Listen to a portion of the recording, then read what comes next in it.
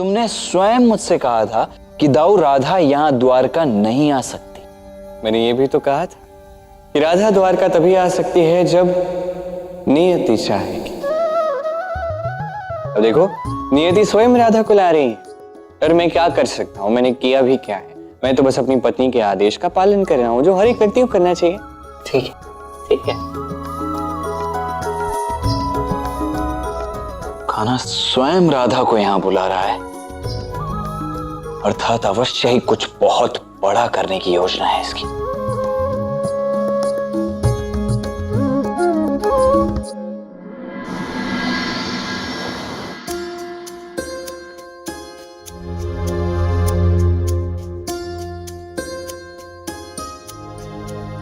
क्या मैं भूल कर रही हूँ ये सोचकर कि कृष्ण ने मुझसे विवाह किया है? इसका अर्थ है कि वो सबसे अधिक प्रेम मुझसे करते हैं। नहीं, व्यक्ति विवाह उसी से करता है जिससे वो सबसे अधिक प्रेम करता है। मैं समझ गई हूँ राधा कि तुम्हें ऐसा लगता है ना कि कृष्ण सबसे अधिक प्रेम तुमसे करते हैं। इसलिए मैं चाहती हूँ कि तुम यहाँ आओ और देखो कि कृष्ण मेरे साथ कितने सुखी हैं। तुम प्रेम हो, तुम प्रीत हो,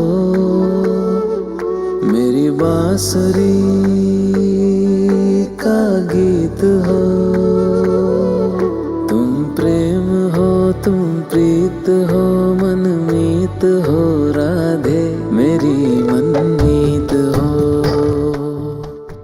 बांसुरी टूट चुकी है, किंतु उसकी धुन अब भी मन में शेष है। ये चित्र उसी का प्रतीक है राधा। तुम प्रेम हो। राधा, अब नियति तुम्हें स्वयं द्वारका बुला रही है। मैं जानता हूं तुम तब तक नहीं आओगी जब तक मैं तुम्हें नहीं बुलाता।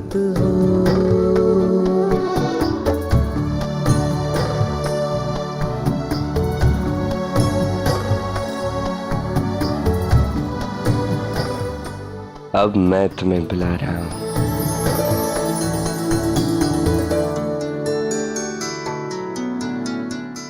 द्वारका आओ राधे। रुक्मिणी ने राधा को बुलवा लिया है, तो मुझे भय लग रहा है कहीं कुछ अनिष्ट ना हो जाए। रेवती जी, सारी चिंताएं त्याग दीजिए, कुछ अनिष्ट नहीं होगा। अरे राधा ने इतनी अधिक सहायता जो की है रुक्मिणी की, इसीलिए बुलवा रही होगी। वैसे कुछ क्षणों के लिए तो मैं भी बहुत चिंतित हो गया था रेवती जी। हाँ, वो सखियों के प्रेम, जल क्रीड़ा, रासलीला के विषय में जानकर थोड़ी रुष्ट अवश्य हुई थी वो, किंतु अंततः सब ठीक हो गया। तो अब चिंता किस बात की रेवती जी? वो बलराम जी, बात ये है कि उस दुष्ट कुटिला ने रुक्मिणी के कान भर दिए थे, जिससे कि रुक्मिणी राधा को लेकर अनुचित सोच रही थी। मुझे बहुत बुरा लगा और मैंने क्रोध में आकर उसे सब सच सच बता दिया, ताकि वो राधा का मान रखे, उसके त्याग को, उसके प्रेम को समझे। सब सच बता दिया अर्थात? यही कि राधा कृष्ण अनंत के प्रेमी है।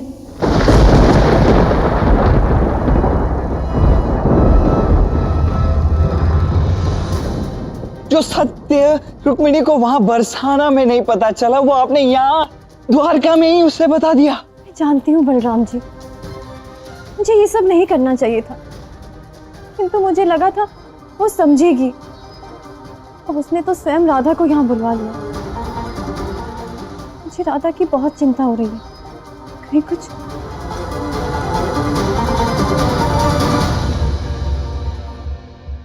रेवती जी, भावनाओं में बहकर आपने ये उचित नहीं किया।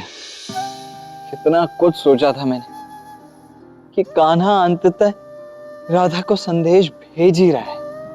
अब राधा स्वयं हमारी द्वारका में आएगी, हम सब के मध्य। और अब तो मैं यही कामना करती हूँ कि राधा इस संदेश को स्वीकार ही ना करे और यहाँ आए ही ना। आप चिंता मत कीजिए, अब इस समस्या का समाधान तो केवल कान्हा ही कर सकता है।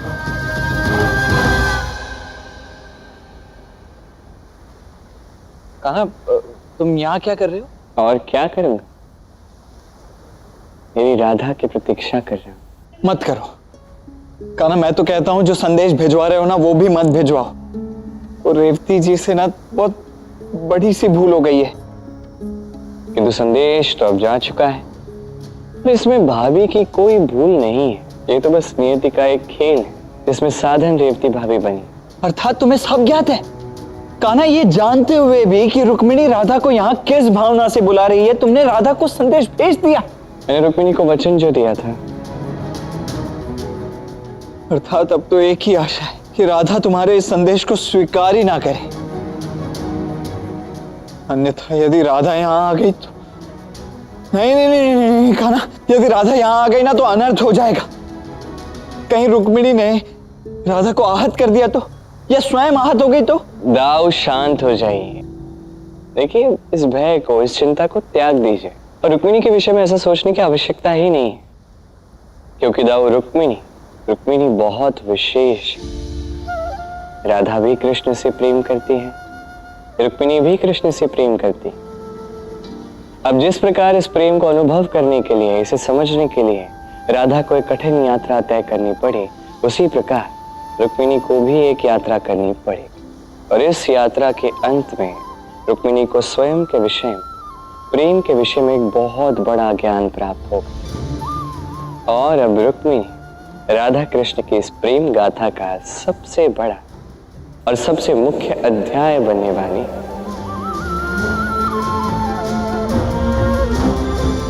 छोड़िए, मेरे विचार से आपको ये सब समझ में नहीं आ रहा होगा तो आप ये चिंता और भय त्याग दीजिए। जैसा मैंने कहा, आप बस मेरी प्यारी भाभी की चिंता कीजिए, उनका ध्यान रखिए। बाकी सब कुछ मुझ पर छोड़ दीजिए, मैं ध्यान रख लूंगा। ठीक है?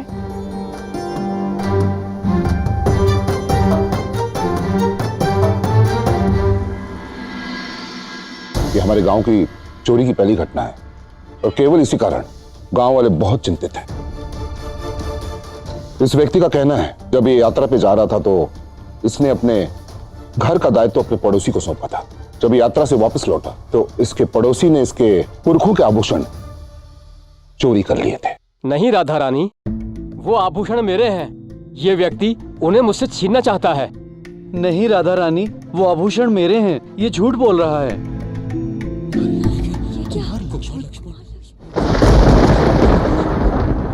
इन दोनों को चित्र बनाने की सामग्री दी जाए।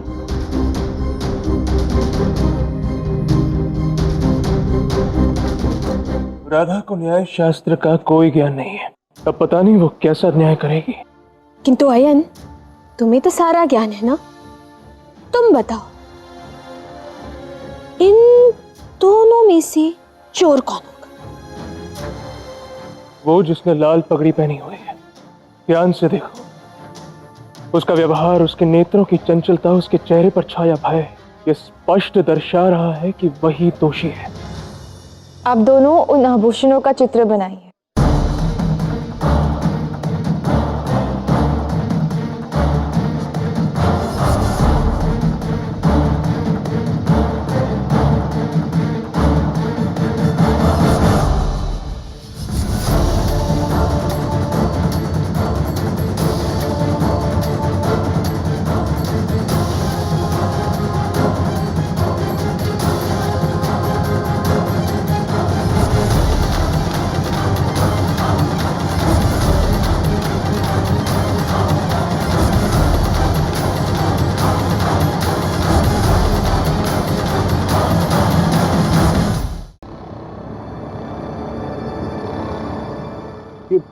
ये सब क्या है राधा रानी?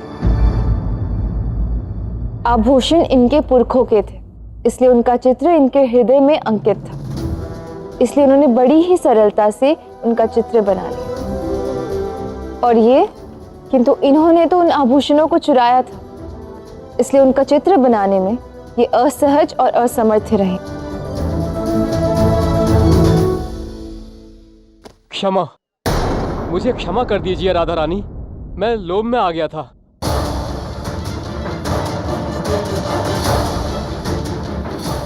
नहीं, ऐसे दुष्ट कार्य के लिए तुम्हें बरसाना में कोई क्षमा नहीं मिलेगी। और अगले 1 वर्ष तक तुम्हें इनके खेतों में निःशुल्क श्रम करना होगा। और यदि फिर से कोई शिकायत आई तो तुम्हें बरसाना से बहिष्कृत कर दिया जाएगा।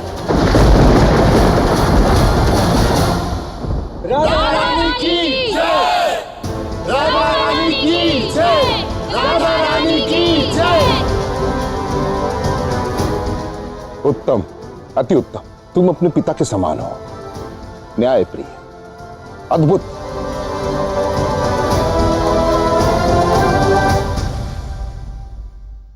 सभा समाप्त हुई।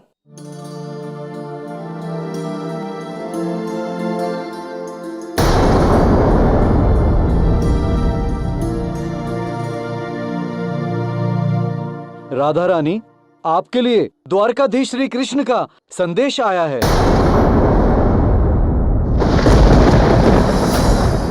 क्या? मेरे कृष्ण, द्वारकाधीश का प्रथम संदेश।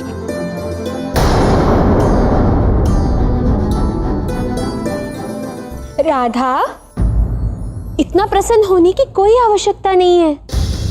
कृष्ण का विवाह हो चुका है, वो किसी और का पति है। अब संदेश में यही लिखा होगा कि राधा, अब मुझे भूल जाओ, हमारे मध्य ऐसा कुछ भी नहीं था। इसी बात का आग्रह करने के लिए संदेश भेजा होगा, और क्या।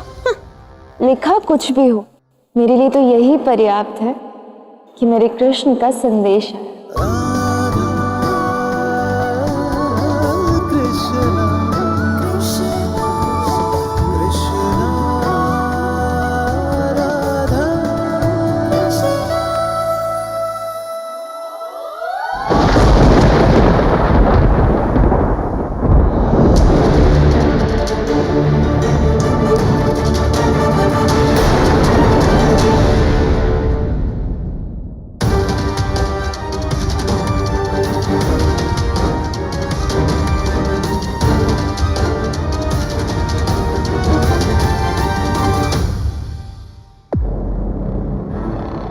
क्या लिखा था पत्र में?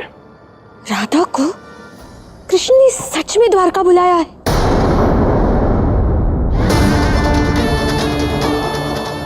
तो मैं उचित था।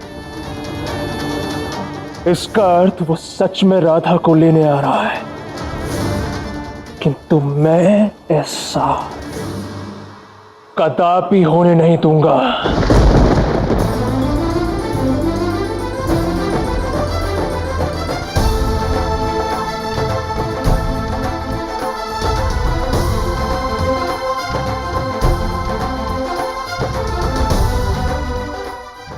बांसुरी टूट चुकी है, किंतु उसकी धुन अब भी मन में शेष है।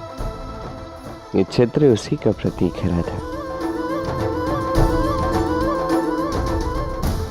राधा, अब नियति तुम्हें स्वयं द्वारका बुला रही है। मैं जानता हूं तुम तब तक नहीं आओगी जब तक मैं तुम्हें नहीं बुलाऊंगा।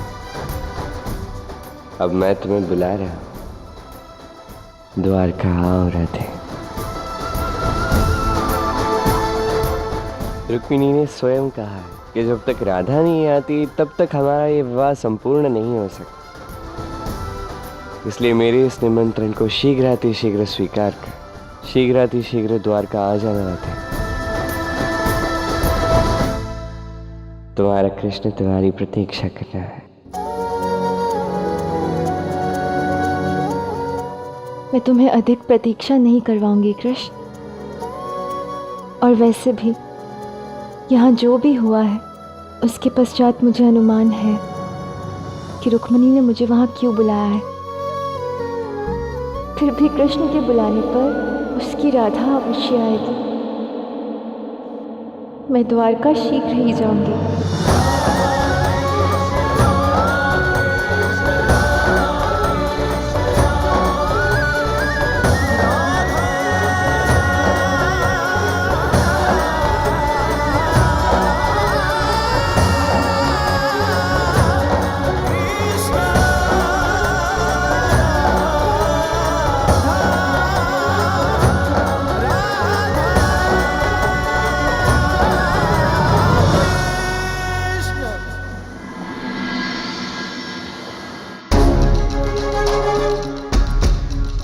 रानी, वहां जाना उचित नहीं होगा। और नहीं तो क्या, कृष्ण ने बुला लिया और राधा सुध-बुध खोकर चल दी उस ओर। नहीं राधा, तुम अपने पति को छोड़कर उस कपटी कृष्ण के पास नहीं जाओगी। बाबा, कृष्ण के विवाह की विधियां पूर्ण नहीं हुई हैं और रुक्मिणी ने आग्रह किया है कि वो मेरे बिना विधियों को पूर्ण नहीं करेगी। आप तो महापंडित है ना बाबा, आप तो समझते हैं कि किसी का भी विवाह अधूरा रहना इतना बड़ा दोष है। विवाह जैसे पवित्र बंधन को तो पूर्ण होना ही चाहिए ना। वो और इस घर का क्या राधा? एक बहू होने के नाते इस घर के प्रति तुम्हारे कुछ कर्तव्य हैं और वे सभी कर्तव्य अधूरे रह जाएंगे। तुम ऐसे कैसे जा सकती हो राधा? फिर बरसाना का क्या राधा रानी? इसका दायित्व तो कौन संभालेगा? आप बाबा। ऐसा हो सकता है कि कुछ लोग आपसे भावनात्मक बातें कर इस उपाधि और दायित्व को लेने का प्रयास करें। इसलिए आपको मुझे वचन देना होगा कि जब तक मैं नहीं लौटूंगी बरसाना के मुखिया आप ही रहेंगे। पुनः सोच लो राधा रानी, क्या वहां जाना आवश्यक है? हाँ बाबा, आप निश्चिंत रहिए, मैं शीघ्र ही लौट आऊंगी। अब मैं समझ गई राधा ऐसे अचानक क्यों जा रही है। बड़ी बड़ी बातें करना बहुत सरल है कि बरसाना का दायित्व मुझे कृष्ण ने दिया है, मैं इसे अंतिम श्वास तक निभाऊंगी और ना जाने क्या क्या। किंतु अब देखो, उसी बरसाना का दायित्व छोड़कर राधा जा रही है। जानते हो क्यों आयन? क्योंकि दिव्य द्वारका के सुख भोगने से अब बरसाना का अन्न इसे सूखा लगने लगा है, यहाँ का बिचौना इसे कष्टदायक लगने लगा है, वहां के सुख संसाधनों का लोभ इसे पुकार रहा है। द्वारकाधीश कृष्ण की द्वारका जाकर वहां का राजसी सुख भोगना चाहती है ये राधा।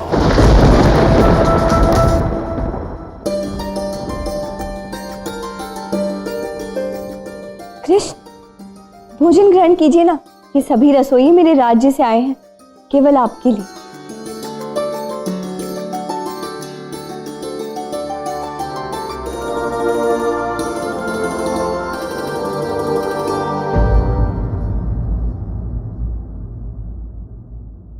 दाओ, भाभी, भोजन ग्रहण कर लीजिए।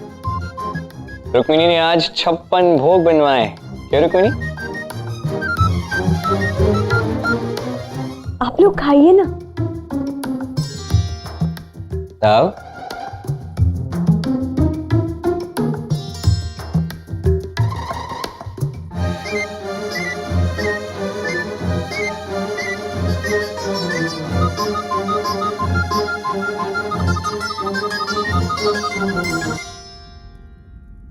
कृष्ण, खीर चक्कर तो बताइए। हमारे राज्य की खीर बहुत प्रसिद्ध है।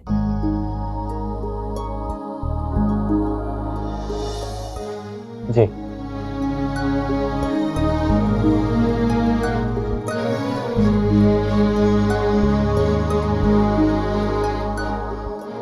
कैसी लगी?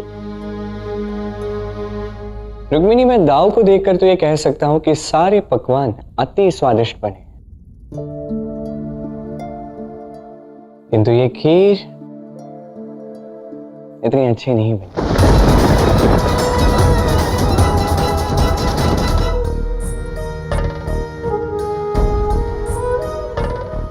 उसे मेरी खीर थोड़ी अधिक अच्छी लगी। तुम्हारी भी अच्छी लगती यदि तुमने उसमें अधिक गुड़ की मिठास ना डाली होती। तुमने उसमें इलायची भी डाली थी, उसकी मात्रा अधिक थी। महाराज, मैंने आपसे कहा था ना कि इसमें इलायची मत डालना। कृष्ण, आप चिंता मत कीजिए, अगली बार से मैं स्वयं ही खीर बनाया करूंगी, कम गुड़ और बिना इलायची वाली। रुक्मिणी, राधा की बनाई खीर की मुख्य और गुप्त सामग्री है उसका प्रेम। मुझे विश्वास है तुम शीघ्र ही उसे समझ जाओगी।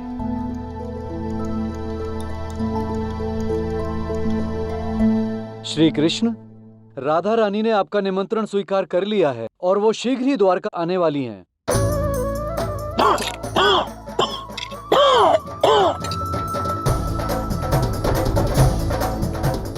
ये तो बहुत ही शुभ समाचार है।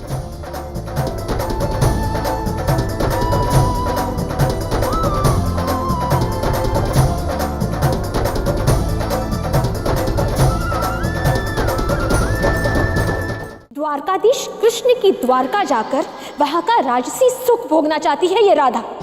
केवल यही कारण है कि वो उस कृष्ण की अतिथि बनकर उस दिव्य नगरी द्वारका चली गई। सारा पर सारा भी यही समझेगा और यही बोलेगा। मेरा उद्देश्य पवित्र है। यदि बरसाना में किसी भी व्यक्ति के मन में ऐसा विचार आए तो मैं उसे दूर करती हूँ। बाबा, मैं आपको और बरसाना के प्रत्येक व्यक्ति को ये वचन देती हूँ कि जैसा साधारण जीवन मैं यहाँ जीती हूँ, द्वारका में भी उसी का पालन करूँगी। वहाँ के किसी भी राजसी सुख या संसाधन को भोगूंगी नहीं।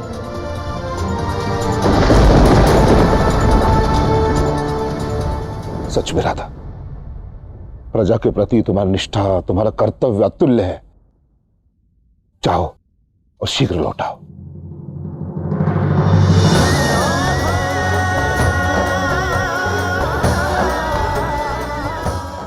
मेरी राधा आ रही है।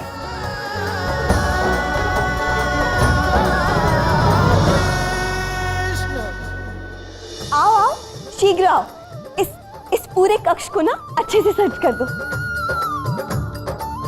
तुम ना इस तरफ के दिए जला दो, ठीक है? और तुम इस तरफ एक कोमल सी शैया लगवा दो। और तुम इस तरफ ना एक आसन लगवा दो। और हाँ, सारे राजसी आभूषण और वस्त्र सब कुछ व्यवस्थित कर दो। और झूला, राधा को ना झूला अति प्रिय है, तो इस तरफ ना एक सुंदर सा झूला भी लगवा दो।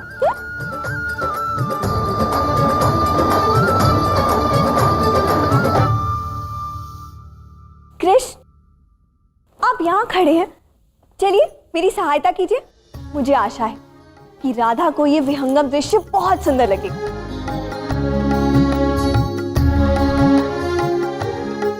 आप हंस क्यों रहे हैं? इसमें हंसने की क्या बात है? मैं जब राधा के यहाँ गई थी ना, तो उसने भी मेरा बहुत ध्यान रखा था। इसलिए जब वो यहाँ आएगी ना, मैं भी उसका राजसी स्वागत और सत्कार करूंगी। अच्छा, अब चलिए आप बताइए कि मैं उसके लिए और क्या क्या कर सकती हूँ। कुछ भी नहीं। अर्थात देखिए, ये सारे प्रबंध जो आप कर रही हैं बहुत ही अच्छे हैं और निस्संदेह इसका मंतव्य अत्यंत पवित्र है। किंतु ऐसा हो सकता है कि कदाचित राधा को ये प्रबंध अच्छे ही ना लगे। हो सकता है कोमल शैया राधा को भाई ही ना, ये मनोरम दृश्य राधा को भाई ही ना। संभवतः राधा कुछ और ही चाहती है। इसलिए मैं तो आपसे बस यही कहूंगा कि आप कुछ मत कीजिए, कोई प्रबंध मत कीजिए। कहीं ऐसा ना हो कि आपके सारे प्रबंध, आपका सारा परिश्रम व्यर्थ चला जाए। क्यों व्यर्थ क्यों जाएगा भला? राधा को ये सब अच्छा लगेगा। मुझे विश्वास है राधा को ये राजसी ठाट बाट बहुत अच्छे लगेंगे। ठीक, जैसा आपको सही लगता है आप वैसा ही कीजिए।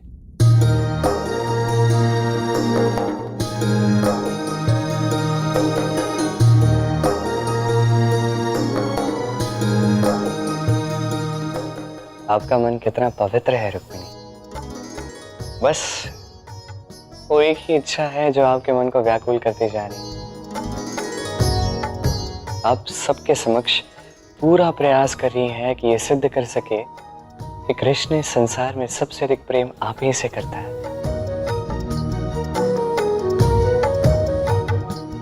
तो प्रेम का एक छोटा सा सत्य है रुक्मिणी, प्रेम में प्रमाण की कोई आवश्यकता नहीं होती।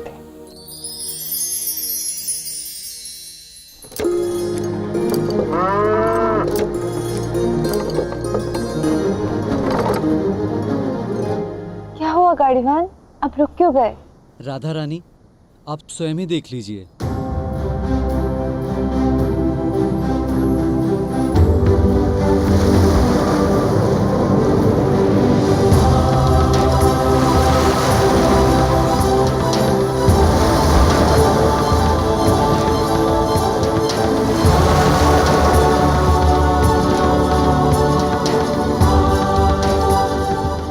कृष्ण ने कितना भव्य निर्माण किया है, अद्भुत।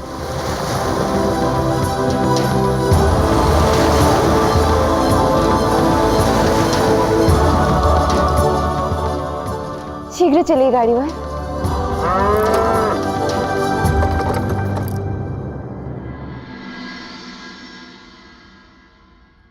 क्या हुआ खाना?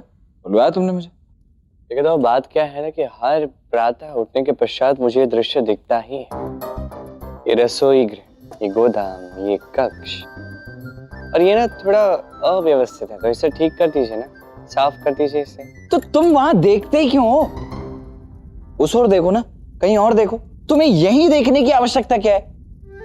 प्रातः प्रातः तुम मुझसे अब ऐसे व्यर्थ कार्य करवाओगे खाना? आप इधर आइए, मैं आपको दिखा। इधर आओ, इधर। अब मेरे स्थान पर खड़े होकर ना आप सामने देखिए। अपने आप ध्यान वहां जाता है नहीं जाता है बताइए मुझे।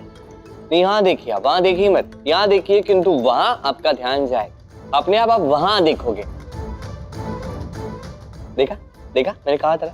नहीं, वापस देखिए, वापस देखिए, वापस वहां देखिए। देखो, वापस देख रहे हो आप। क्या खाना? तुम बार बार कहोगे वहां मत देखो, वहां मत देखो, तो ध्यान तो वहीं जाएगा ना। नहीं नहीं नहीं नहीं, इस कारण से आप वहां नहीं देख रहे हो। आप देख रहे हो क्योंकि वो स्थान अव्यवस्थित है। मान लीजिए, और अब किसी कहकर वो साफ करवा दीजिए ना, था वो हो सकता है किसी के रहने काम आए। क्या कह रहे हो तुम? रसोई घर में भला कोई रहेगा क्यों? वहां भोजन बनता है ना, खाना। एक क्षण, हम इतने समय से यहां रह रहे हैं, अब तक तुमने कुछ नहीं कहा, किंतु तुमने आज ही ऐसा क्यों कहा? तो आज ऐसे मन में आया। तुम सत्य सत्य बताओ कि इसके पीछे का कारण क्या है? क्या चल रहा है तुम्हारे मस्तिष्क में? करवा दीजिए ना साफ सफाई। ठीक है, करवा दूंगा। कह तो ऐसे रहा है जैसे स्वयं ही रहने वाला हूं। समझ लीजिए मैं ही रहने वाला हूँ। बरसाना की रानी राधा रानी की, बरसाना की रानी राधा रानी की, बरसाना की रानी राधा रानी की,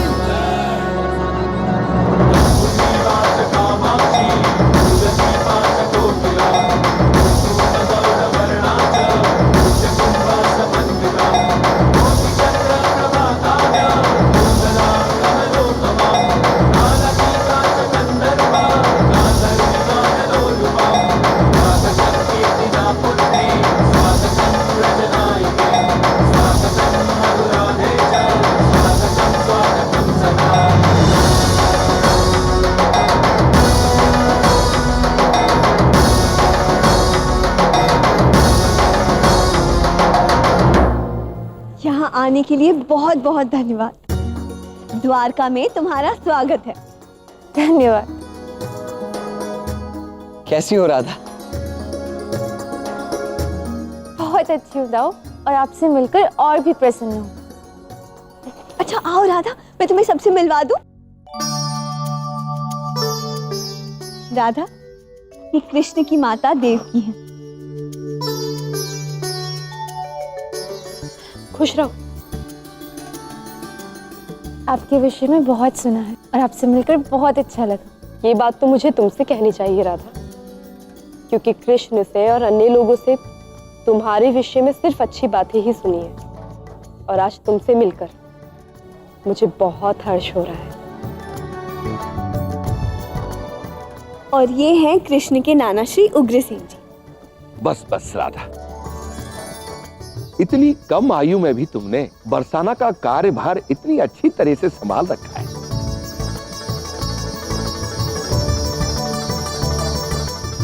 कृष्ण, कहाँ हो? आज भी ठिठोली कर रहे हो मुझसे? क्या आज भी मुझे तुम्हें ढूंढना पड़ेगा? राधा, तुम इतनी लंबी यात्रा करके आई हो, थक गई होगी ना। आओ तुम्हें तुम्हारा कक्ष दिखा दूं। नहीं नहीं रुक्मणी, मैं तनिक भी नहीं थकी हूँ। पहले मुझे द्वारका तो दिखा दो, बहुत ही भव्य और दिव्य है। हाँ अवश्य, क्यों नहीं। आओ।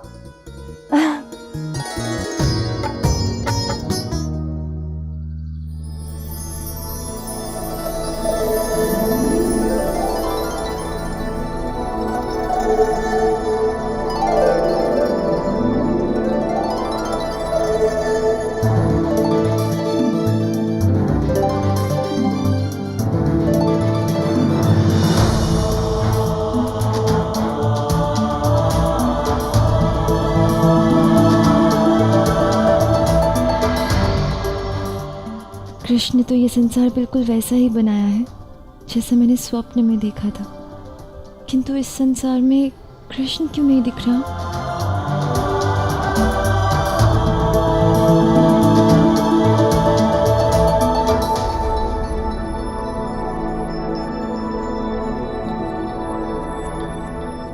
देखो राधा, मैंने तुम्हारे लिए कितना अच्छा कक्ष सज्ज किया है।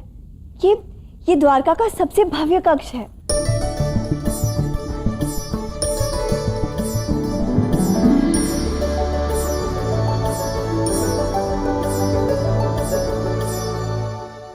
सच रुक्मिणी, बहुत सुंदर कक्ष सच किया है तुमने। हाँ रुक्मिणी, देवती सच कह रही है। तुमने इस कक्ष की बहुत अच्छे से सजा की है, किंतु मैं इस कक्ष में नहीं रह सकती।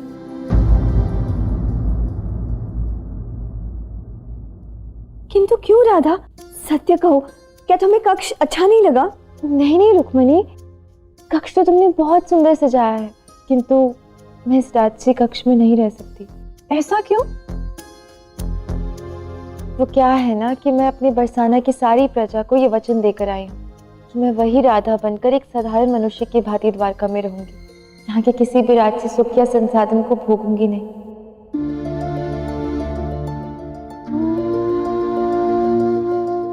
किंतु राधा, यदि तुम राजसी कक्ष में नहीं रहोगी तो कहाँ रहोगी? तुम बताओ यहाँ ऐसा कौन है जो यहाँ रहकर भी यहाँ के राजसी सुख नहीं भोगता?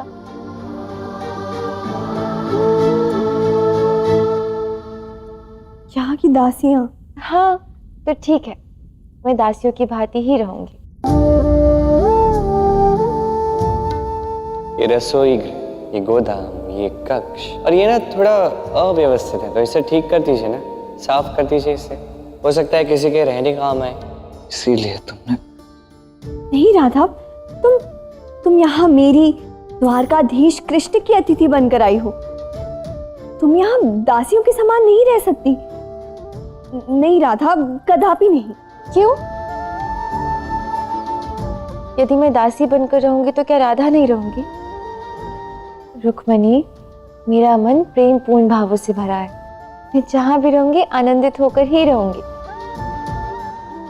तुम मेरी चिंता मत करो, विश्वास करो। ठीक है राधा, जैसा तुम्हें सही लगे। तुम सारी द्वारका का भ्रमण करके स्वयं निश्चित कर लो कि तुम्हें कहाँ रहना है। वैसे एक विकल्प है मेरे पास। यहाँ के रसोई घर के पास एक बहुत अच्छा कक्ष है, तो यदि तो क्या आप राधा को रसोई घर में रुकवाएंगे? न जाने कैसी दशा होगी वहां की। नहीं रेवती जी, ऐसा कुछ भी नहीं है। वहां के एक कक्ष को तो कान्हा ने स्वयं सज्ज करवाया है। वो बात यह है कि कान्हा के कक्ष से वो कक्ष प्रतिदिन दिखाई देता है और वो व्यवस्थित तो रहता नहीं, इसीलिए आज प्रातः कान्हा ने स्वयं उसकी सफाई करवा दी।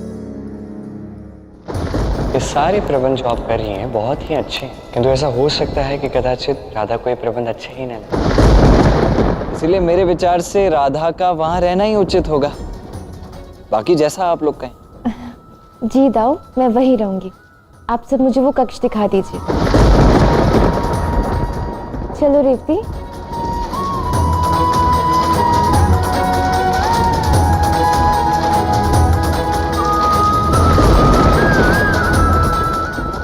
राधा के आने से पूर्व ही कृष्ण ने अपने कक्ष के सामने वाले कक्ष को सज्ज करवा दिया, जो कई दिनों से अव्यवस्थित था।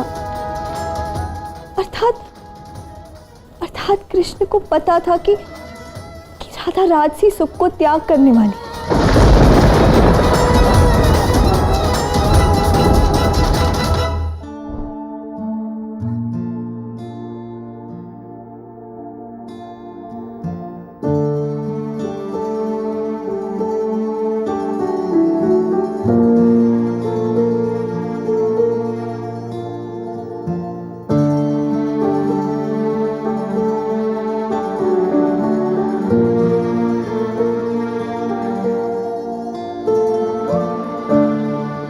कृष्ण, ये क्या? तुमने तो मेरे आंगन का प्रतिरूप ही बना दिया द्वारका में। कितना अद्भुत और दिव्य स्थान है ये।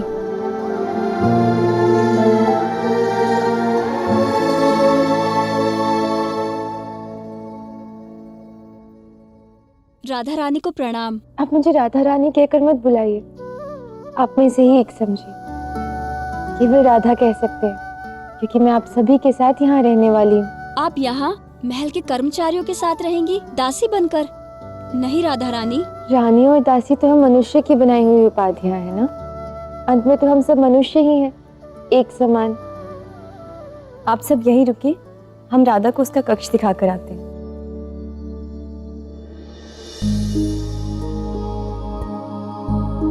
आओ राधा, ये है तुम्हारा कक्ष। थोड़ा छोटा है किंतु नहीं नहीं दाऊ, बहुत ही सुंदर है। अब तुम थोड़ा विश्राम कर लो, हम आते हैं।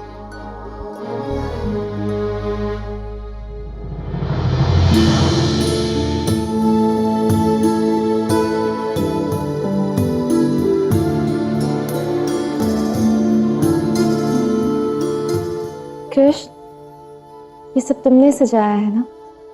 हाँ, ये सब मैंने सजाया है।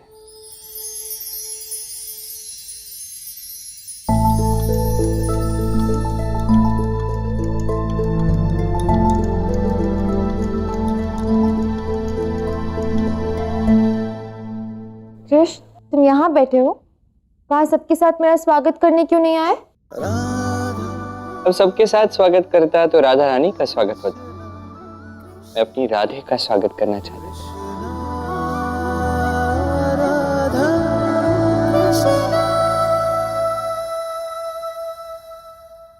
कृष्ण, सच में तुमने तो मेरे स्वप्न से भी सुंदर नगरी बनाई है। किंतु क्या लाभ है? मैंने इतने सुंदर, इतने भव्य कक्ष बनाए हैं, पर तुम तो यहाँ रह रही हो, इस रसोई घर में। इसका क्या? तुम द्वारकाधीश हो, फिर भी यहाँ बैठे हो ना मेरे साथ। वो द्वारका के राजा, किंतु यहाँ रसोई घर में बैठे हो। जानते हो क्यों? क्यों? क्योंकि किसी भी भव्य कक्ष का या महल का प्रेम से कोई संबंध नहीं है। हम जहाँ साथ हैं वही हमारा महल है। जैसे ये क्षण, इस समय ये रसोई घर ही मेरा महल है। कृष्ण,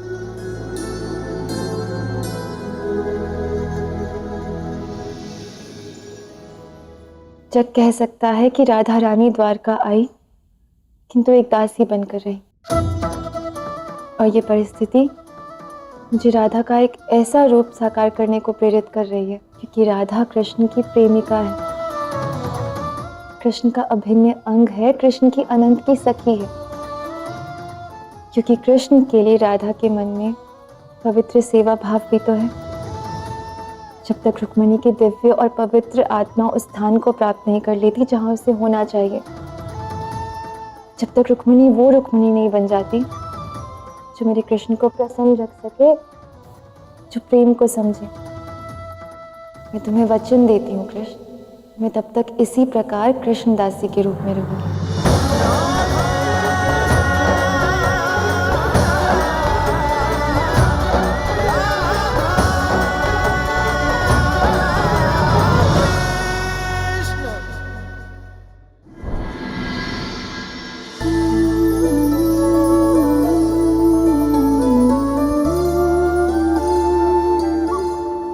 राधा, तुम क्यों सब्जियां काट रही हो?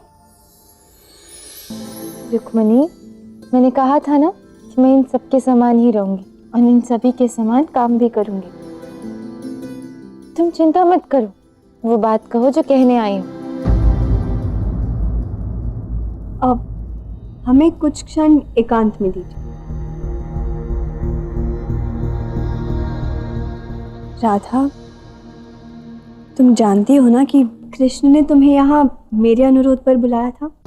तब भी तुमने मुझसे एक बार भी नहीं पूछा कि मैंने तुम्हें यहाँ किस उद्देश्य से बुलाया है।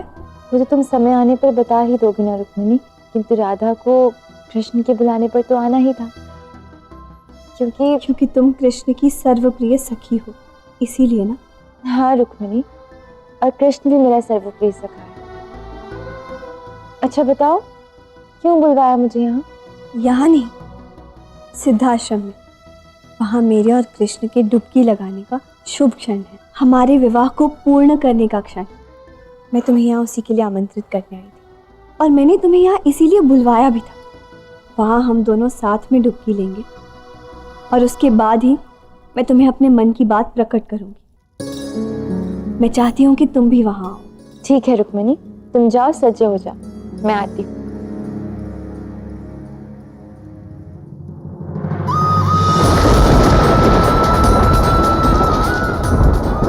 रुक्मिणी, तुम्हारे मन में जो कुछ भी हो, मैं तो बस यही आशा करती हूँ कि हम दोनों का संबंध इसी प्रकार मधुर और मधुर रहे, हम दोनों सखियों के समान ही रहे।